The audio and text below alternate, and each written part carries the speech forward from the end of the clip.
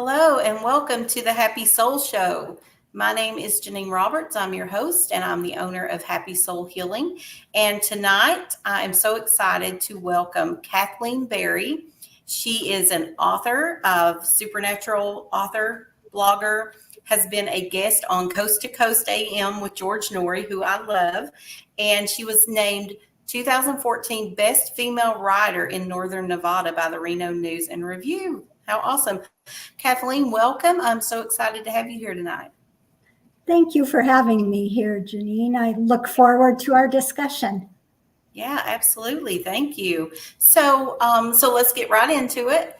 Tell us a little bit about your journey. What got you started on this spiritual path? I know that I've read a little bit about you on your website, and I know that you used to be a Christian. And so I know that has changed and you've had some things change in your life. So tell me a little bit about what got you started on this current spiritual journey that you're on. Okay, well, I want to back up. I'm not going to tell you my life story, I promise. But when I was a toddler, I regularly felt God's presence. And I would just feel like the heavens open up and just drench me, tingling in love and light. And I knew it was God, and I knew his love was unconditional. And this happened until I became a teenager. And then I became a cynic and all of that. In college, I became a born-again Christian. When I was younger, I would go to all different Christian denominations, wherever my friends went, because my parents really weren't churchgoers. Mm-hmm. But while I became born again, it was weird because in some ways it's mystical, the talking in tongues and all this other stuff. And I was having all these depending on where you go. Well, that's very true. That's very true. But, I was having mystical experiences and I was told they were evil. Mm. And I felt that every sermon was like trying to fill me with fear instead of love and respect for the greatest of beings. Mm. So I was working at the community college. And, I actually worked there 25 years until I retired. And my boss came up to me one day and she goes, "We're going to do a ghost event and I want you involved with it." And I'm like, "Oh, are you kidding me? This is evil." And I wasn't an evangelical. Actually, I do consider myself a Christian, but I consider myself a mystical Christian who is open to any way that you can connect with the divine, because I believe all of us, God speaks to us, we speak to them. Yeah. Whether you're a Christian, a Buddhist, a Muslim, it doesn't matter because we're all creations of God. So anyways, she got me involved in this. And I didn't believe in it at all. We're at a college and I'm like, this is just silly. It's either evil or it's stupid. I was so closed-minded. And then, so I'd been doing it for a couple of years when I got a phone call from one of the local TV stations, the CBS affiliate, and he goes, "I want you to arrange for me and a crew of investigators to stay the night in several haunted locations." And I said, fine. And so I worked with the people that had the connections. I got our instructors. I set it all up. And then he's like, "Now I want you to come." Oh, no way. So that was a different story, right? Like you were okay booking them, but when it came to you going, it did something to you. Yes. And what were those feelings that you had? Well, part of it was, this is ridiculous. Part of it was, I have nothing to add to it. But stronger than I realized at the time was fear that I would encounter something that I didn't believe existed. But the more I fought it, the more the universe decided I would do it. Yeah. It's funny how that works. Yeah. And what's interesting is it was that night in the hotel in Central Nevada. There is large stone and brick hotel that had been closed since World War II to the public. And the ghost adventurers were there and had a lot of experiences. And in fact, I think they were the only other ones there before we went. And, but that's what just kind of blew the doors open. And then I also realized that my whole life I've been saying, wow, what a great imagination I have. All these coincidences are happening. You know, it never occurred to me that there was more to it until afterwards. And then I'm like, I have been discounting all these things that happened during my life, you know, whether it's from you're a smart person, you don't believe that, or it's religious, don't even go down that road. And that's where everything just kind of got crazy. I bet. So you went to that hotel. Can you tell us a little bit maybe of what happened in there? What you saw? Yes. First of all, let me say I did bring my sleeping bag because I thought I would get so bored I'd curl up in the corner and go to sleep. No way. So you weren't really expecting anything to happen. You were going, but you were just like, I'm just going to go and I'm just going to take my sleeping bag. I'm going to sleep in the corner and get this over with, kind of thing. Yes. And my boss told me I had to go. And then the reporter came back and said, no, you have an active role as being the skeptic. He goes, I want a skeptic there. So, yeah, but there's no running water. There's no electricity. Big, huge building. I mean, long halls. It reminds you of The Shining, you know. Oh. And everything, you know, in a state of disrepair, because every time the construction workers would try to work on it, things would happen. They'd find things undone. Things that they fixed would be undone the next day. They'd find tools and other parts. A couple of them said they saw a woman in white wandering around, you know, so it was very interesting. But I'm like, yeah, they're saying this for the TV, right? Because these things don't exist. Yeah. But it's easy to do. It's easy to say that when you're not the one that's experiencing it, right? Very much so. And yeah, it's just, it started actually right at the beginning. We went during the daylight. We got in about 3:30, and they wanted to take some indoor shots, you know, before it was dark and you couldn't see it. And so they're doing that. And we went into this one room that the longtime caretaker told us held a vortex. And so she had me and the anchor. I think everybody else was wandering around somewhere else. And we're doing that. And all of a sudden we heard all this heavy clomping up the stairs. And so like we just stopped, the cameraman stopped, and the anchorman's going, well, they must have wanted to come and see what's going on. The others had been in there because they knew the caretaker. So they were just letting us have that experience. But we waited. No one ever came up the stairs. I mean, even though it was very loud. And so we stopped and we went downstairs, and everybody was sitting where they were sitting before. And we're like, why'd you guys come halfway up? You know, we were waiting for you. And they just kind of looked at us and started laughing. And they what said, are you talking about? We haven't moved. Wow. So, I mean, it started right away. But one of my favorite stories, because when you think of ghosts and spirits, we're conditioned by the media and movies to think that blood's pouring out of the walls and everything is evil. And I was sitting there. We took a break. The building next door was very nice. They had a very long extension cord, and they let us put up some studio lights in the lobby so we didn't have to spend 12 hours in pitch darkness with flashlights. Yeah. So, now I have to ask this, just because this is where my mind goes, is they at least had you guys some porta potties sitting out there, right? No.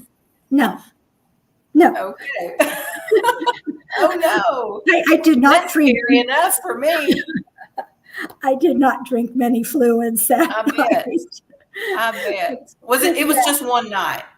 It was one night. We actually, we were there. I think we left about 4:35, and then we went back about 8:30, and we ended up leaving about 4:45 in the morning. Yeah. So, you know, we could go back. We did have a little motel room, 2 motel rooms that we could all go in if we needed to use the Oh, bathroom. gotcha. Or Okay. a couple others. But That's it a would have been stress point for me. I gotta have a yeah. bathroom. I know. I thought about that. I did. But yeah, it was like you just it would have been hard to interrupt the taping and everything. And I will say the news crew was awesome in that they said, if nothing happens, nothing happens. We're Yeah. not going to be theatrical. We're not going to make this entertainment. If something happens, it does. Yeah. So we're sitting, it's probably about 1:30 in the morning, and I'm sitting in the lobby with the woman who started our program, Janice Oberding. She's like a veteran paranormal investigator. She's been doing it for many decades before any of the TV shows or anything. Wow. And I was talking to her because I was having a lot of health issues. And I was just telling her how tough it was and how I didn't know how I was going to get through a night without sleeping and being sick and all that. And then I'm just sitting there. I have my back is probably about this far from the wall. Okay. All of a sudden, I feel a hand with open fingers moving down the back, like just kind of like stroking my hair. And I'm like, oh. Yeah. Oh, that gives me chills. Okay. And she's going, what's going on? What's going on? And I'm going, something's touching me, And Wow. later I realized, I think it was soothing that Yeah. it was listening to me talk about, how tough life had been and how I was struggling with my health. And I think it was trying to soothe me. Yeah. So, but it was. Yeah. So at any point, so you saw things, right? Felt things. At that point, I felt, I heard, I smelled, I saw some shadows near the end. After that, my third eye was blown open wide, and I could see a lot of things, and I could hear things more clearly, and I thought I was losing my mind. So it was when we. Yeah, that's what a lot of spiritual awakenings are like. Mm-hmm. It's just everything gets uncorked. Yeah. So, So did you at any point feel like fearful, like anything that it was bad in any way? I never felt anything was evil. However, I was scared. Yeah. because things kept happening. You were programmed to be scared, though. Yeah, and I was programmed to be scared, and things just kept happening that I didn't think was possible. And I was the number one chicken in that I didn't want to be the first in line. We all stayed in one group. Once the investigation started, we wanted to make sure we knew where everybody was. Yeah, I would not have gone off alone. No. Some of the people in our group, there was 7 of us. So, some would have gone off on their own because they were braver than me. But I was always like second or third. I was always in the middle of the group because I didn't want to be. And then the camera light died. The fully charged camera battery light died. Oh. And we were up on the 3rd floor. Was that the only light in there at the time? On the other floors, yes, we had our flashlights. I had this large mag light. And at one point, I'm thinking I could beat a spirit if it comes out. I don't know if that works that way, but it's worth a shot. No, but where's my rationality at that point? 2 in the morning, and they're like, "Well, Kathy has the biggest flashlight. We want her to go first, and we'll use light from her flashlight for the camera." And I'm like, "Oh, no."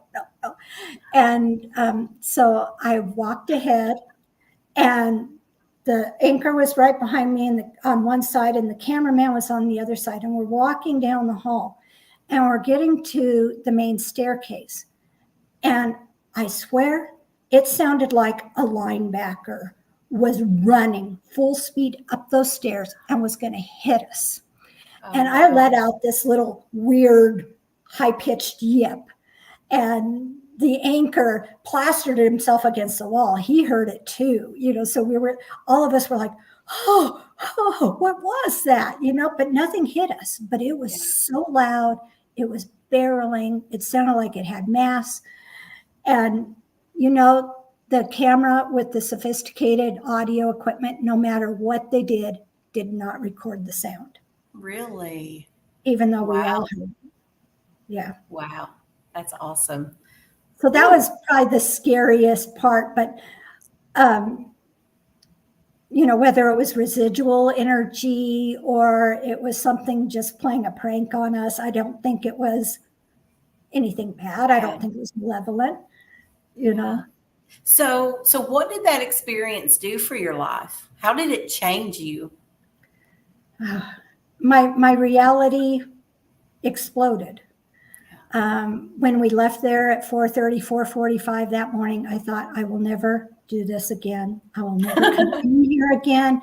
I was just overwhelmed. I bet. And what happened was there wasn't one aha moment. It's like it opened up. I became claircognizant. So I would receive information of things that I knew nothing about, and everything made so much sense. And I could see things, I could hear things, and I thought I had lost my mind. When we got back home, I literally didn't function for like 3 days. My brain felt crammed full.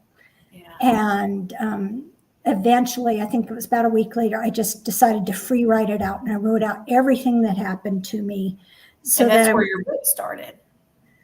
Yeah, but I wasn't planning on writing a book at that point. Yeah. But it was just, you know, and then it's like, well, am I crazy? Did this really happen to me? I made sure that I didn't read any of the stories or any of the background on the hotel because I didn't want to plant any ideas. Yeah. And it is hard. It's hard. So, you know, I had God in this little tiny box. Mm-hmm. And now here's this whole realm of spirit entities. And they weren't, I mean, I believe that there is evil and bad out there. I just believe that it's rarer that most entities are benevolent. And so it just took a long time to figure out, okay, so what does this do to my view of reality? What does this do to my view of religion? And, but then I kept having these experiences. I started getting the amazing love again that I had as a child, where I'd be drenched with it. And I was just convinced that everything is about love. Everything is about connecting with each other, that no matter what we are, who we worship, what we look like, who we love, it doesn't matter. We're all connected and we're all supposed to love each other. So it was like, and then I just kept receiving blessing after blessing after blessing. And it's like, this isn't evil. This wasn't bad. This was meant to happen to open my mind and my heart. And when you open your mind to that, it takes away the judgment, judgment you may have on other people. That's my experience, is that, when I opened my mind to more than just what my background was, I was able to see people, in a different way. I was able to love people that I would have said I love them, love the sinner, hate the sin. Mm-hmm. But really that's just hate disguised as love. And, yes. It really freed me to be able to love people more, to accept people more, to really be okay with people going on their own path, their own, whatever path they want to go on for that destination. It freed me. It like broke some chains off of me. Have you experienced something similar to that? Oh, absolutely. Absolutely. And I had so many people who were knowledgeable in the spirit world kind of guide me, help me. And then I had friends coming out of the woodwork that are like, oh yeah, we would have never mentioned this stuff to you before. Yeah. You would have been very critical, and I would have been, yeah. and there are people critical. Yeah, there are people critical of me now. And I just think, okay, I know where you're coming from, and you have your truth. I have my truth. And what I tell people is, I know for certainty what my truth is about the afterlife, about the spirit realm, about our purposes here, but no one else has to share that. I mean, I feel so confident in it myself. I don't have any need to make people believe the way I do. Right, right. And there's no need to. I used to feel like, I needed to lead people to turn a certain way, right? When you're in religion, that's kind of what you're taught. And when we can just love each other going down different paths, it's so freeing, and it takes away all of that. It also takes away your own guilt and shame and blame that you live with, because we could never measure up. Measuring up to this this ruler here, this measuring stick that no one can measure up to, and just finding freedom in knowing that we are all perfect beings. We were created by a perfect creator, and we were created in that creator's image, and that is perfection. And we're all here to learn and to grow, and life is just better if we love each other. I agree. I agree. And I just think, to tell people, I've communicate with people all over the world who've read my book or read my blogs. And some, were suicidal because they said, God doesn't love me. I have been told God doesn't love me and I'm unlovable. Yeah. And it's like, I'll throw that script out, and then I tell them all the reasons why I think that they're loved. And I believe that we weren't meant to be cookie cutters of each other. We're all meant to be very different. This is a very rich tapestry. And that's how we learn from each other. We all have different strengths, so we can come together. There's so much more to get by coming together than being at odds with one another or telling someone that they're not worthy. And if they accept someone's one version of what the universe is, the creator is, the most loving, is that it's whatever speaks to your heart, because I believe that that's where it comes from. And I believe that God speaks to all of us.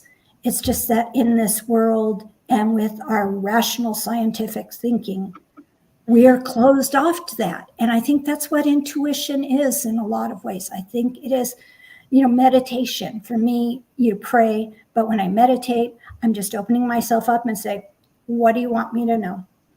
Yeah. What do what can I learn? What do I need to do? And I'm just quiet. Yeah. Yeah. Prayer is so different for me now, because it's not about all the things I've done wrong.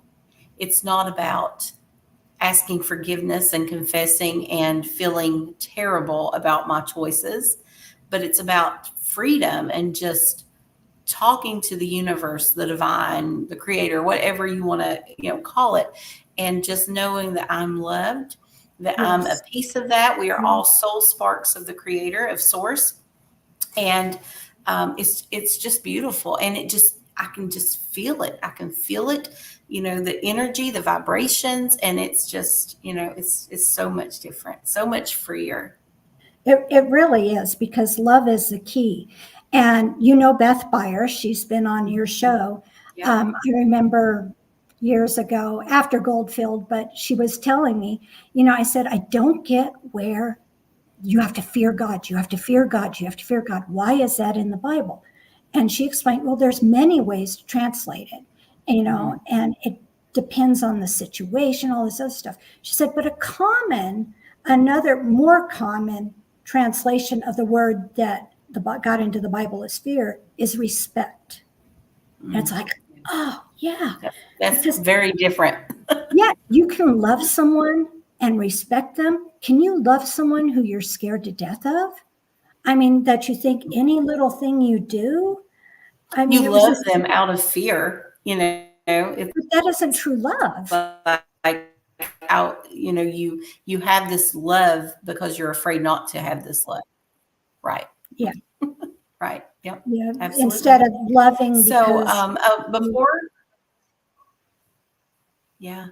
So before we go any further, I do have a couple more questions for you, but I did want to let anyone that's watching know I'll be doing some live readings at the end. So if you want to go ahead and start putting in the comments, if you want a reading, you can just request a general reading, or if you have a specific question, we'll be doing those at the end. So if you want to go ahead and put those in comments now, I'll get to them at the end. All right. So I want to hear a little more about your interview on Coast to Coast A.M. with George Noory. Like, he is like, I just love him. He's for anyone watching, if you don't know, there's many episodes on the Gaia network. And it's a show that's been running for years and years. I don't know how many, but he is, he has been in this spiritual world, metaphysical world, interviewing and like a talk show for years and years. Do you know how long, Kathleen?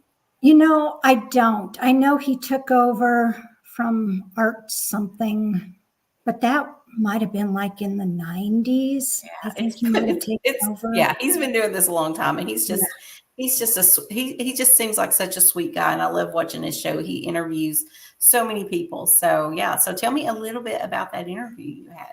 Well, this was after your book was written. This was after my book. My book had just come out.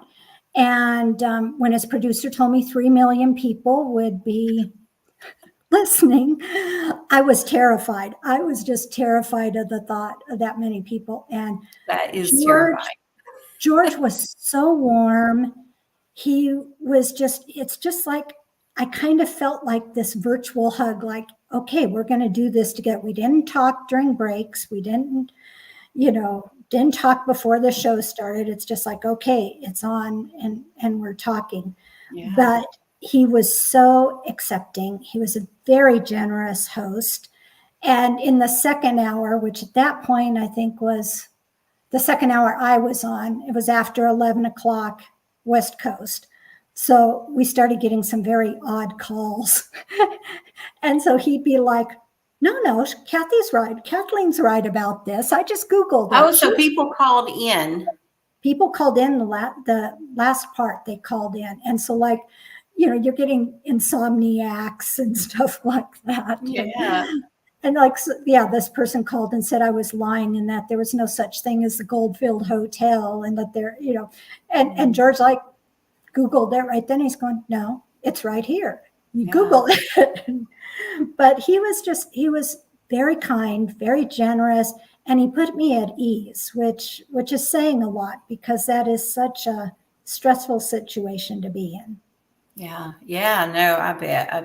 I just thought that was so cool because I just love watching him. I've watched probably every episode with him on it on the Gaia network, and I just love it. So. So your book, it's called A Reluctant Spirit, A True Tale of God, Ghost, and a Skeptical Christian. Yes. And when did you write this book? Well, let's see. I know you started it right after the Goldfield Hotel. Well, I wrote it all down just to purge it out of my mind, thinking I could function.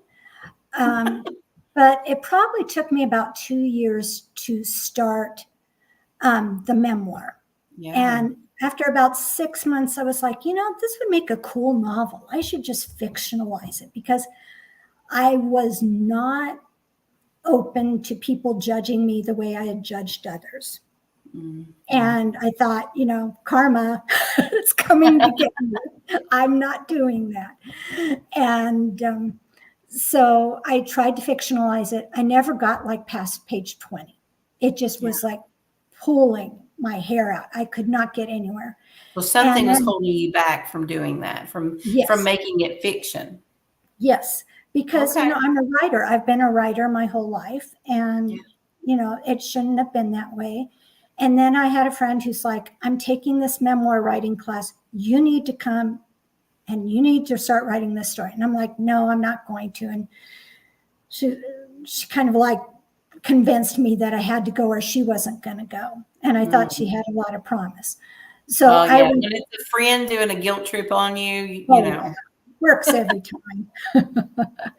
And so in the first class, she told the room, she told the class, "Oh, Kathy spent the night in a haunted hotel and it changed everything about her life. So then you have a whole classroom of people going, you got to write about this. Yeah. So for one of the assignments, I did part of that night. And people were like, yeah, we've never read anything like this. You need to write it. And when I did sit down to write it, I have never had writing come out of me so easily. I could barely type fast enough to keep up with the stream So of almost consciousness. like automatic journaling, you've heard of Exactly. automatic writing to where spirit's kind of leading you in that. Exactly. I mean, I know that it was not me. And it was interesting because as I was doing it, it would dredge up things that happened earlier in my life, that should have been a clue that there's more out there and that we can tap into it, because it was like, I'm writing it and I'm going, this is all coming together. This, I had thought I just went in cold turkey and then everything happened to me, but there were all these little things that built upon each other that led me to that point, which I'm very thankful for now, because if it was cold turkey, I don't know if I would have survived. I really was so freaked out by, your world's upturned. You don't know what's real and what isn't. Yeah. So I wrote it, and then I probably wrote it for 6-8 months, and then I probably edited it for about 1.5 years. I still didn't know if I wanted it out there. Yeah. But I've gotten a lot more, hey, wow, this is fascinating, instead of you're going to hell. I've gotten a few. So that's good. That's good. What year was this? What year did you publish? It published in 2013. 2013. Okay. All right. So I was reading some of the stuff on your website, and a lot of those things resonated with my past as well. So what can someone expect to get out of this book? I guess what I don't know how to say it, but what benefits can someone get from reading this book? Well, I think it really depends where the person is on their spiritual journey. What continues to amaze me is I hear from people who have read it 4 or 5 times, and they say they get something different out of it every time. In fact, I got a text last week. It must be really good if people are reading it more than once. I think it's something where, if you're at a different part of your journey, you're going to pick up on something different. Yeah. So I think it helps people if they feel like, why do I have these gifts? Why are these things happening to me? And some of them see it as being punished, or that they're inherently evil. And I think they can read this and say, hey, no, this is a gift. This is a blessing. And it's a blessing that we're meant to use. So I think you have people like that. You do get some people that just like ghost stories, but it's not there. Those are more superficial. I've had some people go, oh, you should have made them scarier. But this is what happened. I'm not right. Yeah. It's no longer scary. nonfiction if you make it scarier than it was. So that would have been a fiction book again.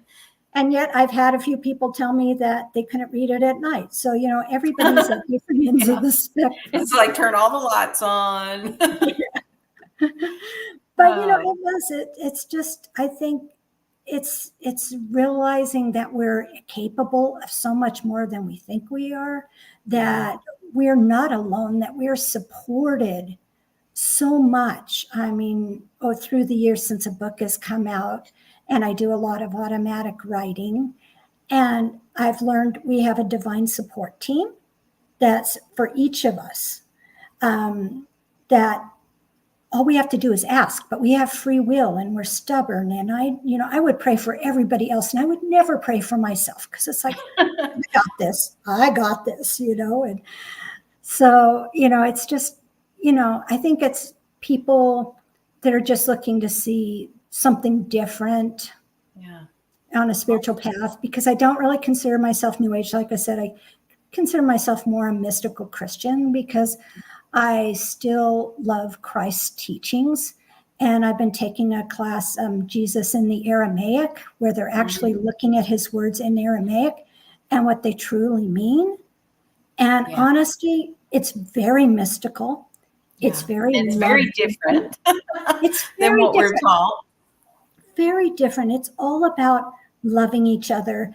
It's all about connecting to the source, that we're meant to do that. That's why we're here. We're meant to do that. It helps us grow. It helps us get through. We're here to not live lives of ease.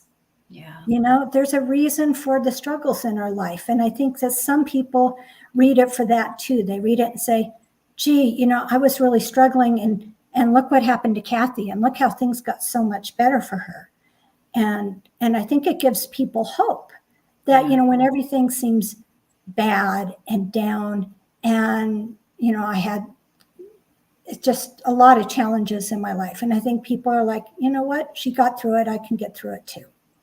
Yeah. Yeah. Now, are you familiar with Dolores Cannon? A little. Okay. I haven't read any of her books, but. So she is the one who invented QHHT, and she wrote a book called Jesus and the Essenes, and it's very interesting. It's from all of her books are basically transcripts of sessions where she's done past life regressions. And so this book, she regressed someone back to the time of Christ, and they were actually an Essene. Essene. I've heard it said both ways. I'm not sure how it's. I think it's Essene. And they were actually a teacher of Jesus and John. So it's a very, very, very powerful book. It flipped my world upside down. So I highly recommend it. Okay, thank you. Yeah. Thank you. But tonight we're talking about your book. So tell us, where can someone find you? I know you have KathleenBerry.com, right? Right. So Right. first and last name.com. And do you also, is the book on there for purchase? The book is on Amazon, and this is what it looks like. Okay. Is that a blue jay? What is that bird? This is a scrub jay. I have an affinity for nature, and I have very spoiled scrub jays here that I feed. Okay. And they have gotten very creative at baking. So, but they're a little bit in the book, but it's more of a mystical thing. The bird the artist said this was the bird breaking free out of the confines. That's the hotel, So she did like a 2-page thing on all the meaning of it. And I'm like, wow. So someone can find it on Amazon, and it's called A Reluctant Spirit, A True Tale of God, Ghost, and a Skeptical Christian. And are there links on your website too, where someone could go and find the link to the book? Yes, there are links to Amazon. There are links to my Facebook page, which is Kathleen Berry, author.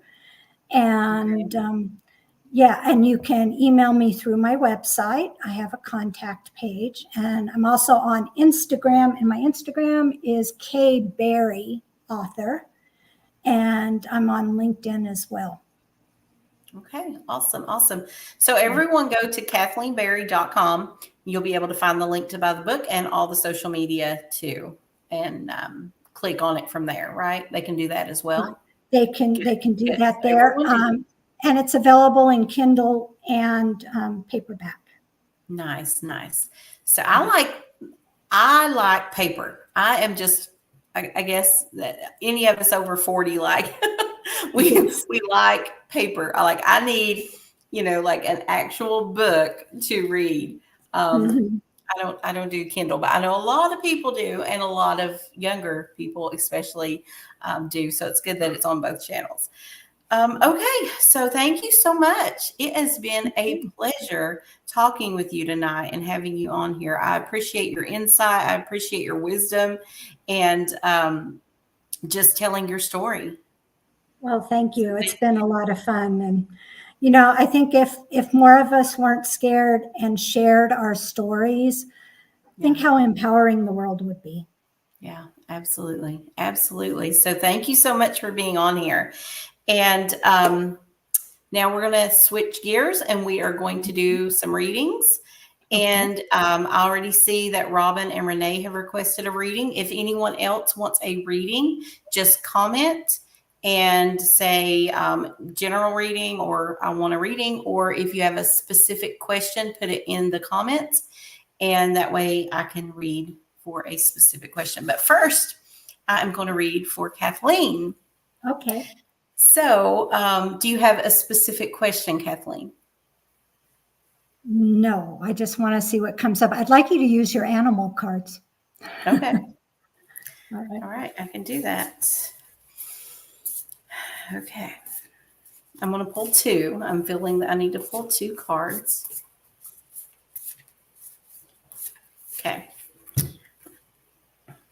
So you got a bird. That's appropriate. So it's an Oriole, and the card is called the Star, and it says you're about to take a big leap forward with your life. Worry will be replaced with optimism, fear with hope, and joy is coming home to roost. Oh, I love that. Well, And I believe that because I know you mentioned earlier that, you hope to get to start writing some more and things like that. And I believe that's absolutely what Spirit is saying, that it is time now for Kathleen to write some more and get your message out to the world. You can help so many people.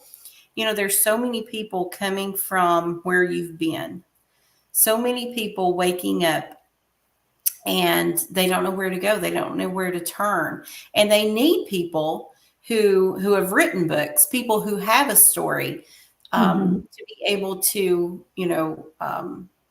realize that they're not alone. So Yes, absolutely. Excellent. This is also a bird. I mean, a different type of bird. It's the pelican. It's a 2 of fire. And it says your vision, creativity, and dedication to your cause have brought you great success. In fact, it may be in your best interest to get a partner to assist in your endeavors or expand the number of people helping you. And what I see with that is, as you move toward that goal of writing more, maybe it will be good to get some help. Maybe it would be good to get some assistance from someone else, some input, maybe even writing. I think what I saw was like a compilation of stories, almost like a compilation of short stories that you could do with a group. Yes. Or that's one. And then I'm also seeing like having someone who hasn't, what I'm seeing is having someone who has who's had the opposite life. Like they've never been that Christian person, that they've never been, had any kind of real belief pattern, and they can be kind of your yin to your yang kind of thing to help you in writing the book. That's what I'm seeing. Awesome. Awesome. So that's exciting. Thank you. yeah, thank you. All right. So I'm going to start pulling up here. I think Robin's first. Robin, do you want anything specific? I'm feeling like I want to pull an Akashic Tarot card for you and an animal card. I always want an animal card for Robin. Robin, I've read for her before, and there's always an animal card. I always see animals surrounding her. All right, let's see. Okay. Nothing specific, Robin, before I draw these cards? Yes, something specific?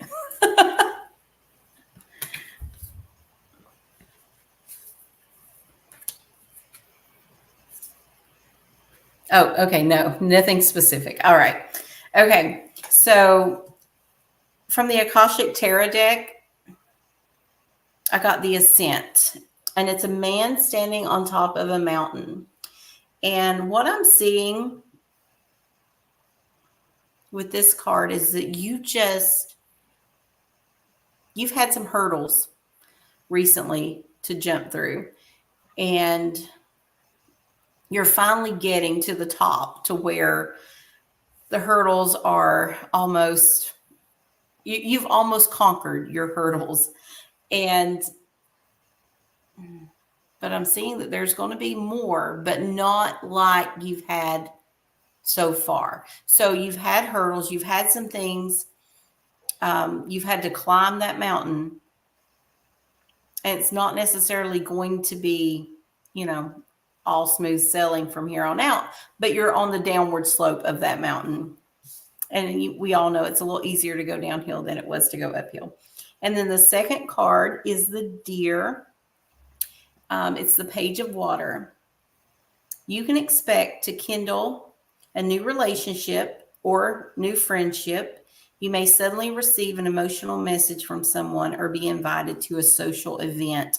I feel like social event is a community event, and I believe it has to do with dogs. I'm seeing dogs, so maybe a fundraiser.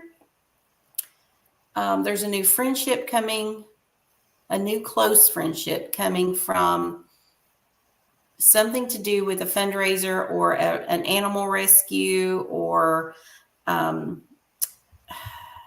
it could be anything to do with pets. I mean, it could be a dog show for all I know, but I'm not seeing it clearly. But I think it's probably more of like a rescue, like a fundraiser for a rescue. So there's some kind of friendship coming there that's going to help you in some way in your life. So, and maybe you just need a new friend to, to share burdens with. But just know that the big hurdles that you've been facing are over, and it's not going to be perfect, but it is going to be easier going forward. All right, Renee, general reading. Okay. All right. And Renee and Robin, all we have so far. If anyone else wants a reading, you need to hop on here now. Speak now or forever hold your peace. All right, Renee. Renee is an amazing friend of mine. I love her dearly.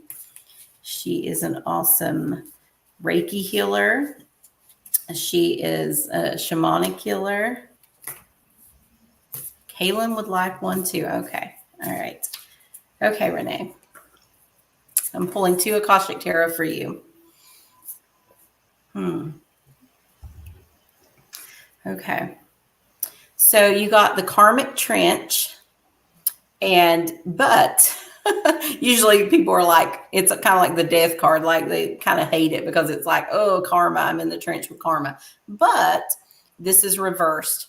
And what that's telling me is that some changes recently in your life have cleared some karma, but it's really more than that. It's more than just clearing karma. It's that you're learning to love yourself, to accept yourself. You have freedom. And you're finally starting to take a path that's for you. You're finally starting to take a path that's for you. You always take care of everyone else. Not saying that you won't continue that. I know you have kids. I know you have a family that you love and that you'll continue to take care of. But what I'm feeling is that it's a time for you. It's time for you to forgive yourself for some things that almost what I'm seeing is that you've put yourself in that karmic trench, and that you're finally seeing that, and that you're finally able, you just climb out of it. We get bogged down thinking, like all these, like all these things have happened in our life, all this trouble. Why? And a lot of times all we have to do is step up out of the pit, right? We don't have to stay in the pit. We can climb out of it ourselves. We don't have to have a savior. We don't have to have some person come and pull us out. We don't need anyone else to change that for us. You can change that for yourself. And I believe that you're seeing that now, and that is the steps you're taking. And I believe that card was saying, good job, keep doing that. And then the other card is also upside down, and it's caught in the ruins. And if you look, it's people standing behind a ruined, like a building that's old and wore down. And I believe what that is saying is that it is time for the new. It is time for the new Renee. It is time for the new life. It is time for the new beliefs in yourself, like new beliefs in yourself, new love for yourself. No longer staying in those ruins, no longer staying in that trench. You're stepping up out of it, but you got to continue. You got to continue stepping up out of it. So, all right. Anyone else? I'll give maybe a minute just to see if anyone else wants any other readings. All right. Okay, I think we are probably good. That is it. Sometimes we get a lot who want a reading, and sometimes just a few. Oh, Kaylin, I'm sorry. Kaylin, I'm sorry. I forgot that quick. Okay. Kaylin. All right. Kaylin is 12. Is that right, Renee? Kaylin's 12. 12, 13, 11. She's in that range. She is preteen or, yeah, preteen. Okay. All right, Kaylin. You get one of each. I'm feeling the animal cards and I'm feeling the Akashic Tarot. Okay. All right. Oh, this is interesting. She also got the Ascent, the same one Kathleen got. Same one you got? Or no, maybe this was Robin. Robin got this one. And I shuffled those really good. So the Ascent. Let me see what that means for you, Kaylin. You are... So she has such a little fun personality, right? She's just such a good kid and fun. 11, I see now. Renee says she's 11. I know that you also have gifts, Kaylin. You have some spiritual gifts. And I think that this card is saying that you need to start working on those. I know you're young, but this is something you really will be helping people in the future. This is something actually you can help people now. But I'm hearing rise up and start honing those gifts, whatever that means, some kind of training, some kind of teaching.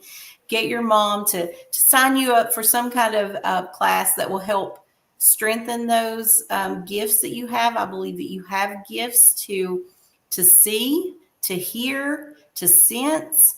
And yeah, it's time. It is time for you to start learning and growing those skills.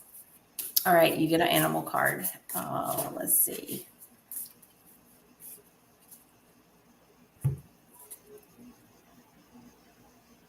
You also get the pelican. Now you got that one, Kathleen, right? You got the pelican. Let's see. The pelican says your vision, creativity, and dedication to your cause have brought you great success. In fact, it may be in your best interest to get a partner to assist in your endeavors or expand the number of people helping you. And that's, with that, I see what I said about the other card is find a program or a training or something to help you start honing those skills. It could even be YouTube videos. It could be YouTube videos or a little course on Udemy or something like that, where you just start learning. I'm feeling like what I'm hearing and seeing is crystals. That's where you need to start. Start with learning more about crystals, the different energies in crystals, what crystals can do, and learning to heal with crystals. That's what I'm feeling. So that just popped in. I just saw like a bunch of different crystals. I saw amethyst and moonstone, like a big cluster of different crystals. And I think that's where you can start. That's where you can start. All right. I think that is it. So again, thank you so much, Kathleen, for being here tonight. This has been super fun, and I appreciate it so much. And for everyone watching after, just make sure you go to Amazon and look up A Reluctant Spirit, A True Tale of God, Ghost, and a Skeptical Christian. That is Kathleen's book. Go to her website, kathleenberry.com. And again, thank you, Kathleen. And Thank you until so much. next time, yeah. And see you guys next time on the Happy Soul Show.